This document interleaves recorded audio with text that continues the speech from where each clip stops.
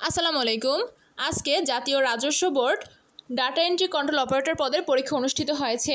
পরীক্ষার সময় ছিল 60 মিনিট, পূর্ণমান 60 নম্বরের এমসিকিউ অর্থাৎ 60টি এমসিকিউ ছিল। তো এখানে আপনাদের প্রশ্ন সমাধানটি দেওয়া হলো। আর আপনারা আমার চ্যানেলে যারা নতুন আছেন অবশ্যই চ্যানেলটি সাবস্ক্রাইব করে পাশে থাকবেন। তো দেখুন, এখানে প্রশ্ন সমাধানে প্রথমে আছে আলাওল কোন শতাব্দীর কবি? উত্তর গ সপ্তদশ। 2 নম্বরে আছে বাংলা ভাষায় প্রথম অভিধান সংকলন করেন কে? উত্তর ক রামচন্দ্র বিদ্যাবাগীশ। কে কত পেয়েছেন অবশ্যই কমেন্ট করে কিন্তু জানাবেন। আর কাটমার সম্পর্কে কিন্তু আপনাদের এই ভিডিওতে বলবো। 3 নম্বরে আছে বাক্যের ক্রিয়ার সাথে অন্যান্য শব্দের যে সম্পর্ক তাকে কি বলে? উত্তর ঘ কোনোটিই নয়। 4 নম্বর সমভিব্যাহারে শব্দটির অর্থ কি? উত্তর ক একযোগে। 5 নম্বরে আছে উচাটন এর বিপরীত শব্দ কোনটি? উত্তর গ প্রশান্ত।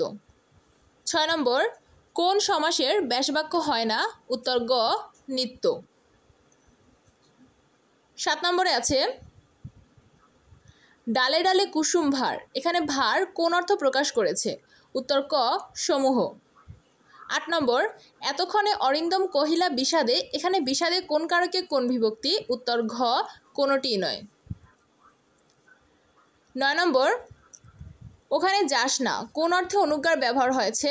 উত্তর ক আদেশ। 10 নম্বর অগ্রপশ্চাৎ বিবেচনা না করে কাজ করে যে? উত্তর খ অবিমৃষ্যকারী। 11 নম্বর অজগরবৃত্তি বাগধারার অর্থ কি? উত্তর ক আলসেমি। 12 নম্বর কোনটি যতিচিহ্ন নয়? উত্তর গ বিসর্গ। 13 নম্বর গজানন কোন সমাস? উত্তর ঘ বহুব্রীহি। 14 নম্বর নদের চাঁদ বাগধারাটির অর্থ কি? উত্তর খ অহমিকাপূর্ণ নির্গুণ ব্যক্তি। আর আপনাদের কাটমার্ক কিন্তু 60-এর ভিতর 55 হচ্ছে সেফ জোন, এর কমও হতে পারে, বাট 55 হলে আপনারা সেফ জোনে আছেন।